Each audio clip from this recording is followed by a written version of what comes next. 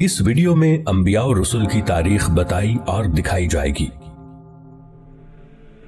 یہ منظرنامہ زمین پر پہلے انسان اور نبی حضرت آدم علیہ السلام سے لے کر حضور نبی اکرم و افضل و آخر الزماں صلی اللہ تعالی علیہ وآلہ وسلم کی ولادت پاک تک کا مختصر زمانی سفر ہے۔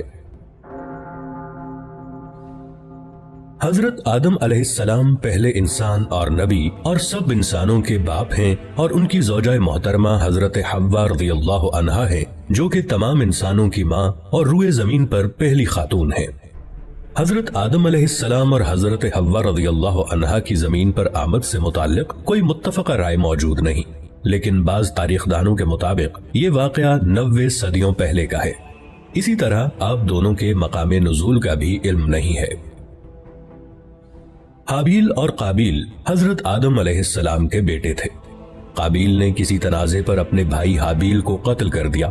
اس واقعے کو قرآن پاک میں بھی بیان کیا گیا ہے۔ یہ تاریخ انسانی کا پہلا قتل ہے، اور علماء کرام کے مطابق قیامت تک ہونے والے ہر قتل کے گناہ کا ایک حصہ قابیل کو ملتا رہے گا، جیسا کہ ہر برائی کا ایک حصہ اس شخص کو ملتا ہے جس نے اس برائی کا آغاز کیا ہو۔ حضرت ادریس علیہ السلام کی آمد۔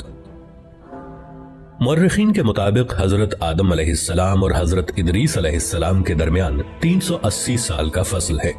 حضرت ادریس علیہ السلام قلم کا استعمال کرنے والے پہلے انسان تھے، شاید اسی لیے ان کا نام ادریس ہے، جس کے معنی ہے درس دینے والا۔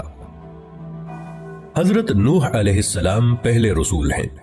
بعض مورخین کے مطابق آپ علیہ السلام کا زمانہ حضرت آدم علیہ السلام سے 1600 سال بعد کا ہے۔ قرآن کریم کے مطابق اللہ تعالیٰ نے آپ کو 950 برس کی عمر عطا کی۔ اللہ تعالیٰ نے آپ کو انسانوں کی اصلاح کے لیے مبعوث فرمایا، لیکن ایک طویل عرصہ دعوت و تبلیغ کے باوجود لوگوں نے آپ علیہ السلام کی تکذیب کی، جس کے نتیجے میں اللہ تعالیٰ نے اس قوم پر پانی کا عذاب بھیجا۔ غالباً یہ پہلا عذاب ہے جو زمین پر اللہ پاک کی طرف سے بھیجا گیا، جس سے اس وقت تک کے سارے انسان مارے گئے، سوائے ان کے جو آپ علیہ السلام پر ایمان لا چکے تھے اور آپ علیہ السلام کے ساتھ اس کشتی میں سوار تھے جو آپ نے اللہ تعالیٰ کے حکم اور مدد سے تیار کی تھی۔ لیکن یہ چند ہی لوگ تھے۔ اس واقعے کے بعد نسل انسانی حضرت نوح علیہ السلام کے 3 بیٹوں سے آگے چلی، اسی لیے آپ علیہ السلام کو آدم ثانی بھی کہا جاتا ہے۔ آپ علیہ السلام کے بیٹوں کے نام سام، حام اور یافس تھے۔ حضرت نوح علیہ السلام کے بیٹوں کی نسل سے جو قومیں وجود میں آئیں، وہ بھی بالآخر گناہوں اور بری باتوں میں ملوث ہو گئیں۔ ان میں سے ایک قوم کی طرف اللہ تعالیٰ نے حضرت ہود علیہ السلام کو بھیجا، جس کا ذکر قرآن پاک میں موجود ہے۔ لیکن پھر وہی ہوا، اس قوم نے سرکشی کی اور آپ علیہ السلام کی مخالفت کی، جس کی وجہ سے ان کو بھی اللہ تعالیٰ کی طرف سے عذاب نے آ لیا۔ حضرت ہود علیہ السلام کے ساتھ جو لوگ بچے، ان سے قوم سمود وجود میں آئی، لیکن رفتہ رفتہ وہ بھی گمراہ ہو گئے، تو اللہ تعالیٰ نے حضرت صالح علیہ السلام کو ان کی طرف نبی بنا کر بھیجا، لیکن اپنے سے پہلوں کی طرح انہوں نے بھی اپنے نبی کا انکار کیا اور مطالبہ کیا کہ اگر آپ اللہ کے نبی ہیں تو کوئی معجزہ دکھائیں۔ آپ علیہ السلام نے اللہ سے دعا کی، جس سے ان کی آنکھوں کے سامنے پہاڑ کی چٹان سے ایک اونٹنی برآمد ہوئی، لیکن انہوں نے اس معجزے کو دیکھ کر ایمان لانے کی بجائے اس واقعے کو جادو کہہ کر رد کر دیا اور اپنی غلطی پر بضد رہے، تو ان کو بھی عذاب نے آ لیا اور نیست و نابود کر دیے گئے۔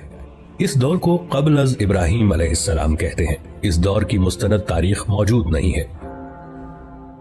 حضرت ابراہیم علیہ السلام تقریباً 2200 قبل مسیح عراق میں پیدا ہوئے۔ آپ علیہ السلام کو انبیاء کا باپ کہا جاتا ہے کہ آپ علیہ السلام کی نسل سے ہی بعد کے تمام انبیاء کا ظہور ہوا۔ آپ کی قوم بت پرست تھی اور ان کے سردار کا نام نمرود تھا۔ وہ آپ علیہ السلام کی توحید کی دعوت و تبلیغ کی وجہ سے آپ علیہ السلام کا سخت مخالف تھا۔ اسی دشمنی کے سبب اس نے آپ کو آگ میں ڈالنے کا حکم دیا۔ جب آپ علیہ السلام کو آگ میں ڈالا گیا تو وہ اللہ کے حکم سے ٹھنڈی ہو گئی اور آپ علیہ السلام کو کوئی نقصان نہیں پہنچا۔ یہ واقعہ قرآن پاک میں موجود ہے۔ آپ علیہ السلام کی 2 بیویاں تھیں، ان سے 2 بیٹے پیدا ہوئے اور وہ دونوں نبی تھے۔ حضرت حاجرہ رضی اللہ عنہا سے حضرت اسماعیل علیہ السلام اور حضرت سارہ رضی اللہ عنہا سے حضرت اسحاق علیہ السلام۔ اس دور کو بعد از ابراہیم علیہ السلام کہتے ہیں۔ اس دور کی کچھ تاریخ موجود ہے اور اسے انگلش میں پوسٹ ابراہم ایرا کہتے ہیں۔ حضرت ابراہیم علیہ السلام کے بھتیجے حضرت لوط علیہ السلام کو اللہ تعالیٰ نے ایک قوم کی طرف بھیجا جو کہ فحش کاموں میں مبتلا تھی۔ آپ علیہ السلام نے بہت چاہا کہ وہ لوگ غلط اور غلیظ کاموں سے باز آ جائیں، لیکن انہوں نے آپ علیہ السلام کی بات نہیں مانی اور وہ بھی ماضی کی قوموں کی طرح اللہ تعالیٰ کے غیظ و غضب کا شکار ہو گئے۔ حضرت اسحاق علیہ السلام اللہ کے نبی تھے، لیکن ان کے متعلق مزید تفاصیل نہیں پائی جاتی سوائے اس بات کے کہ یہ حضرت یعقوب علیہ السلام کے والد تھے۔ حضرت اسماعیل علیہ السلام حضرت ابراہیم علیہ السلام کے بیٹے اور حضرت اسحاق علیہ السلام کے بھائی تھے۔ حضرت ابراہیم علیہ السلام نے اللہ کے حکم سے حضرت اسماعیل علیہ السلام کو مکہ کی سرزمین میں لا کر آباد کیا۔ مکہ جہاں سب سے پہلے حضرت آدم علیہ السلام نے اللہ کا گھر یعنی کعبہ بنایا تھا، اب ہزاروں سال بعد اللہ تعالیٰ نے حضرت اسماعیل علیہ السلام کے ذریعے اس گھر کو دوبارہ آباد کروایا۔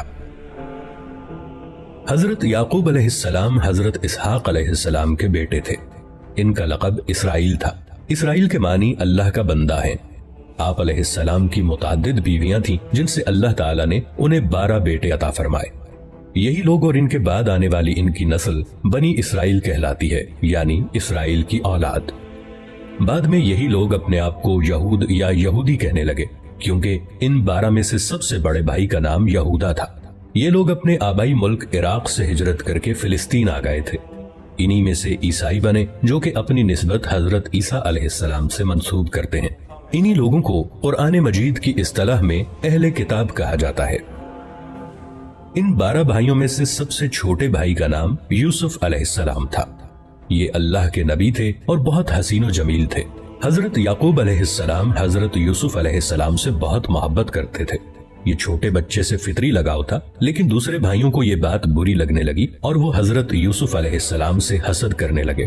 اسی حسد اور بغض و عناد نے انہیں اپنے بھائی یوسف علیہ السلام کے قتل پر آمادہ کر دیا، لیکن قتل پر سارے متفق نہ ہوئے، اس لیے انہوں نے یوسف علیہ السلام کو ایک کنویں میں پھینک دیا۔ اس کنویں کے پاس سے کوئی قافلہ جا رہا تھا۔ انہوں نے پانی کے لیے اپنا ڈول کنویں میں ڈالا تو حضرت یوسف علیہ السلام اس ڈول کی رسی کو پکڑ کر باہر آ گئے۔ قافلے والے یوسف علیہ السلام کو کسی کا بھاگا ہوا غلام سمجھ کر اپنے ساتھ مصر لے گئے اور وہاں آپ علیہ السلام کو ایک غلام کی حیثیت سے بیچ دیا۔ آپ کا خریدار حکومت مصر کا ایک اعلیٰ عہدیدار تھا۔ اس نے جلد ہی آپ علیہ السلام کی ذہانت و فطانت کو جانچ لیا اور اپنے محل میں اپنے خادم خاص کی حیثیت سے رکھ لیا۔ آپ علیہ السلام اسی محل میں جوان ہوئے اور اللہ نے آپ کو نبوت عطا فرمائی۔ اس عہدیدار کو عزیز مصر کہا جاتا ہے۔ اس کی بیوی زلیخا نے آپ علیہ السلام پر عصمت دری کا جھوٹا الزام لگا کر آپ علیہ السلام کو جیل بھجوا دیا۔ آپ علیہ السلام نے 7 سال جیل میں گزارے، لیکن جیل میں بھی دوسرے قیدیوں کی تعلیم و تربیت کرتے رہے۔ پھر مصر کے بادشاہ کو ایک خواب آیا تو اس کے مشیر نے کہا کہ وہ ایک شخص کو جانتا ہے جو کہ اس خواب کی صحیح تعبیر بتا سکتا ہے۔ آپ علیہ السلام کو جیل سے محل میں لایا گیا۔ آپ علیہ السلام نے بادشاہ کے خواب کی عقلی اور منطقی تعبیر بتا دی، جس سے وہ بہت متاثر ہوا۔ اس بادشاہ نے آپ علیہ السلام کو اپنا مشیر خاص مقرر کر لیا اور بادشاہ نے آپ علیہ السلام کی تمام داستان سنی اور آپ علیہ السلام کو کہا کہ آپ اپنے سارے خاندان کو فلسطین سے مصر لے آئیں اور یہاں سب امن و سکون سے رہیں۔ آپ علیہ السلام نے اپنے سارے کنبے بشمول والد صاحب حضرت یعقوب علیہ السلام کو اپنے پاس مصر بلوا لیا۔ آپ علیہ السلام کے بھائی اپنے کیے پر بہت نادم ہوئے اور توبہ کی۔ اس طرح بنی اسرائیل فلسطین سے مصر پہنچ گئے۔ قرآن کریم کی سورہ یوسف میں اس واقعے کا تفصیلی ذکر موجود ہے۔ تاریخی اندازوں کے مطابق بنی اسرائیل مصر میں 2 صدیوں تک رہے۔ اس عرصے میں ان 12 بھائیوں کی نسل لاکھوں کی تعداد کو پہنچ گئی، لیکن پھر مصر میں بادشاہت تبدیل ہو گئی۔ نئی حکومت نے ان سے مراد چھین لی اور انہیں اپنا غلام بنا لیا۔ یہ بنی اسرائیل کی قید یعنی کیپٹیوٹی کا دور تھا۔